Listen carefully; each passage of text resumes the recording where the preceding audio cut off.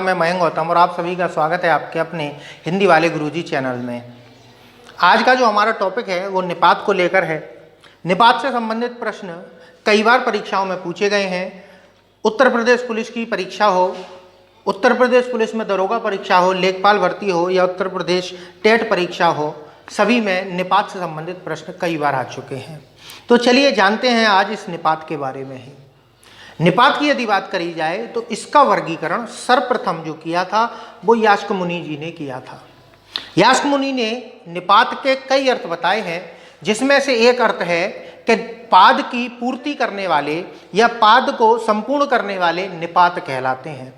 पाद का अर्थ होता है शब्द, अर्थात शब्द की पूर्ति, अर्थात शब्द के अर्थ को पूर्ण कर दें, वही क्या कहलाते हैं? निपात कहलाते हैं। यास्क ने 4 प्रकार के शब्द बताए हैं। जो 4 प्रकार के शब्द उन्होंने बताए हैं, पहला है नाम, दूसरा है आख्यात, तीसरा है क्या नाम है उसका, उपसर्ग, और चौथा है निपात। उन्होंने 4 प्रकार के शब्द बनाए हैं। निपात को ही उन्होंने अव्यय माना है। नाम की बात करी जाए तो संज्ञा, सर्वनाम तथा विशेषण शब्दों को नाम कहा है। आख्यात अर्थात क्रियापद और उपसर्ग जो होते हैं, जो शब्द से पूर्व आकर उस शब्द में एक विशेष प्रकार का बल भर देते हैं। और निपात क्या होते हैं? वो शब्द के बाद में जुड़कर उसके अर्थ में परिवर्तन कर देते हैं या एक विशेष प्रकार की बल को भर देते हैं। ठीक है, चलिए अब बात करी जाए, किशोरी दास वाजपेयी जी ने इनको प्रथम श्रेणी का और इनको द्वितीय श्रेणी का माना है। यानी कि वाक्य के मूल तो ये हैं और ये इनकी विशेषता बताने के लिए या इनके विशेष प्रकार का बल भरने के लिए प्रयोग होते हैं, इसलिए उन्होंने इसको द्वितीय दर्जे का और इनको प्रथम दर्जे का माना है। अब बात कर लेते हैं हम निपात की फिर परिभाषा क्या है। ठीक है, क्या होता है निपात? ठीक है, निपात की अगर बात करी जाए तो वे अव्यय जो किसी वाक्य में आकर या किसी शब्द के बाद आकर उस शब्द में विशेष प्रकार का बल भर देते हैं या उसमें विशेष प्रकार की अवधारणा को व्यक्त करते हैं, निपात कहलाते हैं। अगर एक लाइन में कहा जाए तो किसी भी शब्द के बाद आकर उसके अर्थ में विशेष प्रकार का बल देने वाले अव्यय निपात कहलाते हैं। बात समझ में आ गई? चलिए अब हम बात करते हैं निपातों की कुछ विशेषताओं की। अगर निपात की बात करी जाए तो इनका लिंग, वचन, काल, कारक के कारण रूप परिवर्तन नहीं होता, इसलिए इनको अव्ययों की श्रेणी में रखा जाता है। लेकिन ये अव्यय से थोड़े से अलग होते हैं। जिस स्थान पर अव्यय संज्ञा, सर्वनाम, क्रिया तथा विशेषण के साथ या तो विशेषता बताते हैं और वाक्य के अंग भी होते हैं, वहीं ये जो निपात होते हैं वो वाक्य के अंग तो नहीं होते, लेकिन वाक्य में एक विशेष प्रकार का बल भरने का कार्य करते हैं। उदाहरण के जरिए हम देखते हैं। जैसे मैंने एक वाक्य लिखा कि रवि तेज दौड़ता है। ठीक है, अब यहां पर ये क्या है? ये अव्यय है, ये क्रिया विशेषण अव्यय है। ये क्यों आया है वाक्य में? इस दौड़ना क्रिया की विशेषता बताने के लिए। भाई कैसे दौड़ रहा है? तेज दौड़ रहा है, तो ये वाक्य का अंग भी है और विशेषता भी बता रहा है, संबंध भी बता रहा है। अब बात करते हैं कि रवि ने राम के साथ मैच खेला। ठीक है, अब यहां पर रवि ने राम के साथ खेला, तो इस के साथ ने क्या किया? इस राम की जो संबंध है वो रवि से बताया, तो इस के साथ को क्या बोलेंगे? ये संबंध बोधक अव्यय है और ये इस शब्द से संबंध बता रहा है और वाक्य का अंग भी है।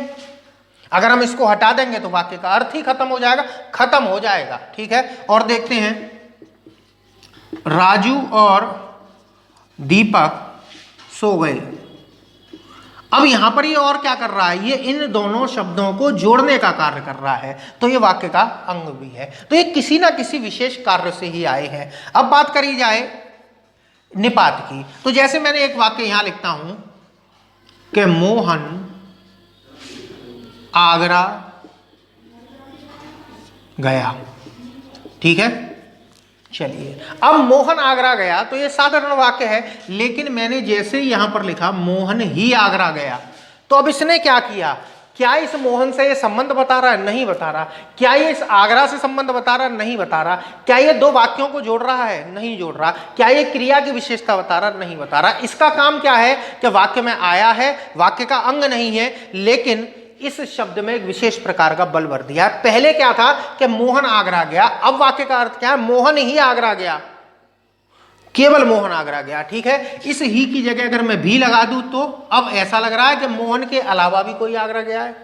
तो ये क्या कर रहा है, वाक्य में एक विशेष प्रकार का बल भर रहा है, अर्थ परिवर्तित कर रहा है। अब मैं यहां पर भी लगा दूं तो कि मोहन आगरा भी गया, तो अब इस भी ने क्या किया, इस वाक्य के अर्थ को फिर से बदल दिया, अर्थात एक नई अवधारणा को जन्म दिया। ये कहा जाए एक नए विचार को जन्म दिया। अवधारणा का अर्थ होता है विचार, निपातों को अवधारक भी कहा जाता है। ठीक है, अवधारक का अर्थ क्या होता है, विचार।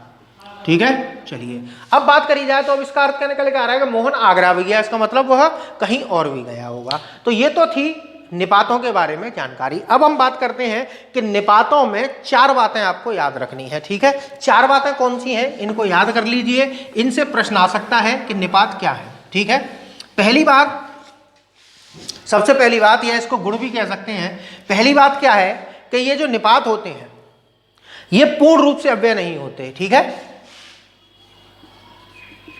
पूर्ण रूप से अव्यय नहीं होते। ठीक है, पहली बात। दूसरी बात याद रखने वाली ये है कि ना ही ये पूर्ण रूप से सार्थक होते हैं, ना ही निरर्थक होते हैं, अर्थात इनका कभी कभी अर्थ भी होता है और कभी कभी इनका अर्थ नहीं होता। जैसे भी का अर्थ कुछ बता सकते हो आप, नहीं, लेकिन नहीं का अर्थ बता सकते हो। ठीक है, नहीं एक निपात है लेकिन इसका अर्थ है, लेकिन इस भी का कोई अर्थ नहीं है। तो कभी कभी ये सार्थक होते हैं, कभी कभी निरर्थक। ठीक है, ना ये पूर्ण रूपेण,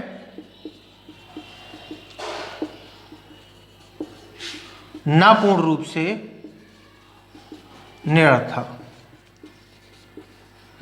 ठीक है, तीसरी बात जो आपको याद रखनी है कि ये वाक्य के अंग नहीं होते। ठीक है, वाक्य के अंग नहीं होते। और चौथी बात है कि ये नवीन अर्थ बोध में सहायक होते हैं, नए अर्थ बदलने में, नए अर्थ बोध में सहायक होते हैं। ठीक है, ये गुण है इनके निपात के। ठीक है, गुण कहा कह लो या कह लो विशेष बातें कह लो या कुछ भी कह लो, ये 4 बातें आपको याद रखनी है। अब हम बात करते हैं कि निपातों के कार्य क्या क्या हैं, ये करते क्या क्या हैं। ठीक है, तो निपातों के जो कार्य हैं, पहला है ये प्रश्न पूछने के काम में आते हैं। ठीक है, इनका प्रयोग होता है प्रश्न पूछने में। दूसरा, नए अर्थ प्रदान करने में। ठीक है, नए अर्थ प्रदान करने में, अर्थात किसी भी शब्द के अर्थ में विशेष प्रकार का बल भर देने में। इसी को हम कह सकते हैं शब्द में, शब्द के अर्थ में बल प्रदान करने हेतु। ठीक है, तीसरा है इसका अस्वीकृति व्यक्त करने में।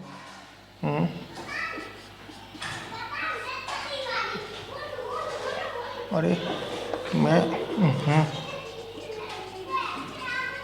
अस्वीकृति व्यक्त करने में। और चौथा है इसका प्रश्न करने में। इनके मुख्य 4 कार्य हैं। ठीक है, पहला है प्रश्न पूछने में इनका प्रयोग होता है, नए अर्थ प्रदान करने में इनका प्रयोग होता है, या इसको ऐसे भी कह सकते हैं कि शब्द के अर्थ में विशेष बल प्रदान करने के लिए, अर्थ में बल प्रदान करने के लिए। तीसरा है अस्वीकृति व्यक्त करने में, और चौथा है प्रश्न पूछने में। अब बात करते हैं हम निपात के प्रकारों की। ये बहुत महत्वपूर्ण है, इसके प्रकार कभी कभी पूछ ले जाते हैं।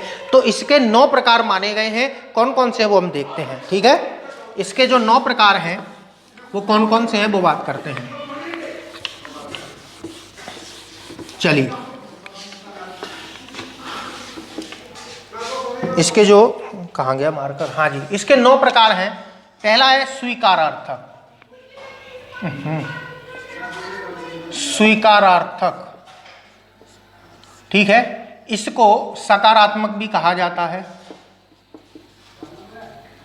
ठीक है, दूसरा है निषेधात्मक। निषेधात्मक तो तीसरे पर लिखेंगे, पहले नकारात्मक लिख लूं, नकारार्थक। तीसरा निषेधार्थक। चौथा है प्रश्न, प्रश्नार्थक। चलो पूरा पूरा मेरा नाम लिखने का मन नहीं था, ठीक है। विस्मयार्थक, छठा है बलदायक, सातवां है तुलना, आठवां है आदर और नवां है अवधारणा, अवधारक, ठीक है। ये 9 प्रकार के होते हैं। स्वीकारात्मक, सकारात्मक बोलते हैं इसको, नकारार्थक या इसको नकारात्मक बोलते हैं, निषेधार्थक या निषेधात्मक, प्रश्नार्थक या प्रश्नवाचक निपात, विस्मयार्थक या विस्मयवाचक निपात, बलदायक निपात, तुलनात्मक निपात, आदरात्मक और अवधारक निपात, ठीक है। अब इसके अंतर्गत कौन कौन से सम्मिलित हैं वो देख लेते हैं। देखिए स्वीकार की बात करी जाए तो स्वीकार में आता है हाँ, जी हाँ आदि, ठीक है। एक एक करके इनको हम समझते चलते हैं। हाँ जी, जैसे रमेश आगरा जा रहा है। अब इस वाक्य में वैसे तो किसी चीज की कोई कमी नहीं है, लेकिन हम और बल देना चाहते हैं तो हाँ जी रमेश आगरा जा रहा है, तो इस हाँ जी ने क्या किया, इसमें विशेष प्रकार का बल भर दिया। नकारात्मक की बात कर दी जाए तो नहीं, ना या जी नहीं, ठीक है। जैसे यहां था वैसे ही यहीं था। तुम पढ़ रहे हो, मैं नहीं पढ़ रहा हूं, तो इसे नहीं ने क्या किया कि एक विशेष प्रकार का बल भर दिया कि अब मैं नहीं पढ़ रहा हूं। नहीं जी मैं नहीं खाऊंगा, तो नहीं जी ने या जी नहीं ने क्या किया, एक विशेष प्रकार का बल भर दिया। निषेधात्मक की बात करी जाए तो मत, ठीक है, मत जाना, ठीक है। तुम आगरा चले जाओ। अब आगरा मत जाओ, मत ने क्या किया, एक विशेष प्रकार का भर दिया। इसी मत के साथ में कभी कभी खबरदार का भी प्रयोग हो जाता है, ठीक है। खबरदार, खबरदार जो तुम वहां गए, ठीक है। चलिए प्रश्नार्थक में आता है आपका क्या।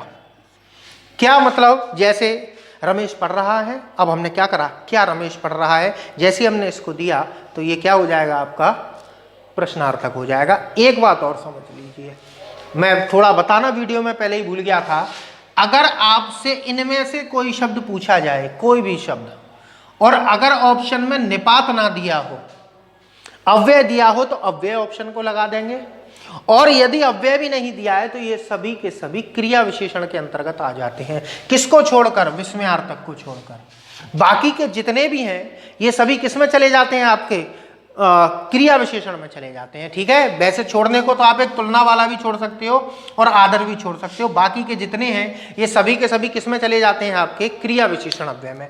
अगर ऑप्शन में निपात आता है तो निपात लगाएंगे, और अगर ऑप्शन में क्रिया विशेषण आता है तो क्रिया विशेषण लगाएंगे, ठीक है। ये रीतिवाचक क्रिया विशेषण के प्रकार है। ये तीनों के मतलब चारों के चारों, स्वीकारार्थक, नकारार्थक, निषेधार्थक, प्रश्नार्थक, बलदायक और अवधारक, ये सभी के सभी रीतिवाचक क्रिया विशेषण के प्रकार होते हैं, ठीक है। लेकिन निपातों के अंतर्गत भी ये आते हैं, ठीक। चलिए अब बात करते हैं विस्मयार्थक। विस्मयार्थक मतलब क्या, विस्मय क्या, ठीक है। काश, काश की, ठीक है। बात क्लियर हो गई। इस क्या का अगर प्रयोग समझ लीजिए, इन दोनों में अंतर क्या है। क्या रवि पढ़ रहा है, क्या रवि पढ़ रहा है, क्या अगर वाक्य के बीच में आएगा तब वो आपका निपात नहीं कहलाएगा, तब वो सर्वनाम होता है, प्रश्नवाचक सर्वनाम। क्यों, क्योंकि उसका उत्तर संज्ञा को प्रदान करता है। जब क्या का उत्तर संज्ञा के रूप में ना दिया जा सके तब उसे हम निपात मानेंगे, और अगर उसका उत्तर संज्ञा के रूप में दिया जा सकता है तो वो हमारा निपात ना होगा, सर्वनाम है। वाक्य देख लीजिए, रवि क्या खाता है, क्या रवि पढ़ता है। अब मुझे इस प्रश्नों के उत्तर दो। रवि क्या खाता है, आप इसका उत्तर दोगे तो कुछ ना कुछ दोगे, जैसे रोटी खाता है, तो ये रोटी क्या है, संज्ञा है, तो ये आपका निपात नहीं है, ये क्या है, ये सर्वनाम है, ठीक है। और क्या रवि पढ़ता है, अब इसका उत्तर क्या संज्ञा में दे सकते हो, नहीं, तो आप इसका या तो हाँ दोगे या नहीं दोगे। तो ये हाँ और नहीं किसमें से आए हैं, यहाँ से आए हैं, तो ये क्या हो जाएगा, आपका निपात हो जाएगा। याद रखिएगा, निपात या क्रिया विशेषण, ठीक है। बात क्लियर हो गई। चलिए अब आप बलदायक पे आते हैं। क्या काश की, जैसे काश की मैं डॉक्टर बन पाता, काश की मैं ये बन पाता, काश की मैं वो बन पाता, ठीक है। चलिए बलदायक की बात करी जाए तो बलदायक ही है, भी है, तक है, सिर्फ है, केवल है आदि। देखिए जैसे रमेश आगरा गया, रमेश ही आगरा गया, रमेश भी आगरा गया, वह दिल्ली गया, वह दिल्ली तक गया, वह दिल्ली गया, वह सिर्फ दिल्ली गया, वह केवल दिल्ली गया, ये सभी क्या कर रहे हैं, एक विशेष प्रकार का बल भर रहे हैं। ठीक है, अब तुलना की बात करी जाए तो तुलना में प्रयोग होता है आपका सा। ठीक है, जैसे चांद सा एक भाई मेरा अगर होता, चांद सा भाई, तो चांद के साथ में सा लगाते ही क्या हुआ कि तुलना प्रकट होने लग गई, तो इसी सा को क्या कहेंगे, तुलनावाचक। आदर की बात करी जाए तो आदरवाचक होता है जी। जी, जैसे हम लगाते हैं ना पिता जी, चाचा जी, नाना जी, नेताजी, तो ये जी क्या है, ये आदर का बोध कराता है, वाक्य में विशेष प्रकार की अवधारणा अर्थात विचार को जन्म देता है। अब अवधारक की बात करी जाए तो अवधारक में आपका आता है लगभग, ठीक, सही लिखा है लगभग, ठीक, तकरीबन आदि। ये क्या कर रहे हैं, ये एक विशेष प्रकार की अवधारणा अर्थात विचार को व्यक्त करेंगे। जैसे वह पास हो गया या वह तकरीबन पास हो गया, तो तकरीबन ने क्या किया कि अब उस बात में एक विशेष बल भर दिया कि वो पास नहीं हुआ, तकरीबन पास हुआ है। जैसे मैंने तकरीबन 3 लोगों को पढ़ाया है, 3 लोगों को पढ़ाया है। अब 3 लोगों को पढ़ाया और लगभग 3 लोगों को पढ़ाया, तो लगभग 3 मतलब 3 नहीं है, 3 से कम कोई पढ़ाया है। ठीक है, तो बात करी जाए तो ये अवधारक की बात हो गई। चलिए, अब ये तो थे इसके 9 प्रकार, इनके बारे में जितना हो सकता था उतना मैंने आपको बताने की कोशिश करी है। अगर आपको वीडियो अच्छा नहीं लगा है तो आप कमेंट बॉक्स के माध्यम से मुझे बता सकते हैं, और अगर अच्छा लगा है तो मेरे चैनल को अपने मित्रों तक पहुंचाइए और अधिक से अधिक इसको शेयर कीजिए। चलिए, मिलते हैं आपसे अगले वीडियो में, तब तक मैं आपसे इजाज़त चाहता हूं। नमस्कार।